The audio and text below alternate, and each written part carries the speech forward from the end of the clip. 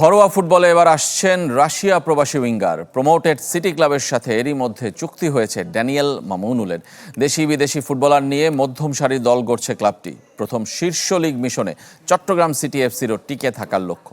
মোহামেডান ফুটবলারদের দিকে নজর ক্লাবটি। এদিকে সাদ ফাহিমদের পর মুজিবুর রহমান জনিও ছাড়লেন বসুন্ধরা কিংস। বসুন্ধরা কিংস ভেঙে একের পর এক ফুটবলার দলে ভিড়িয়ে চলেছে মোহামেডান। এবার মুজিবুর রহমান জনিও যোগ দিয়েছেন সাদা কালোয়।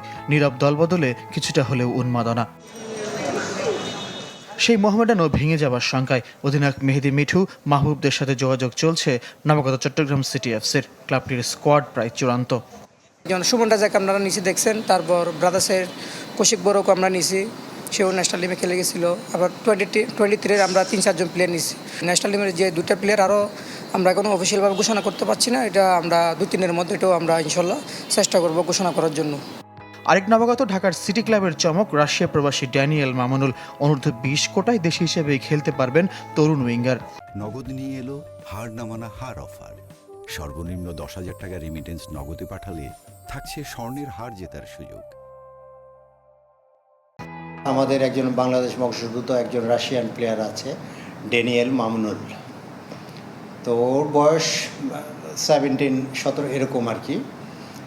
তো লেফট উইংয়ে খেলে, তো ফিজিক টিজিক ভালো। নবাগত দু ক্লাবেরই লক্ষ্য দেশি বিদেশি ফুটবলার নিয়ে মধ্যম সারির দল গড়ে শীর্ষ লিগে টিকে থাকা। সাফকোটাও ক্লাব দুটির বাড়তি স্বস্তি।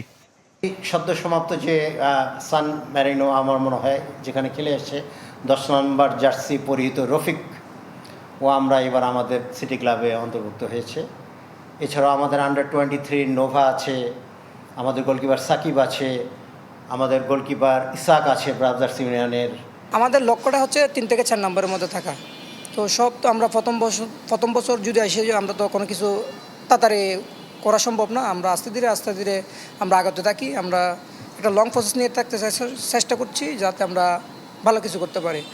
নির্ধারিত সময়ের মধ্যে আবাহনীয় বসুন্ধরা কিংসের দলবদল নিষেধাজ্ঞা প্রত্যাহার হবে কিনা সে সিদ্ধান্তের উপর নির্ভর করছে ঘরোয়া ফুটবলের দলবদলের বাকি চমক।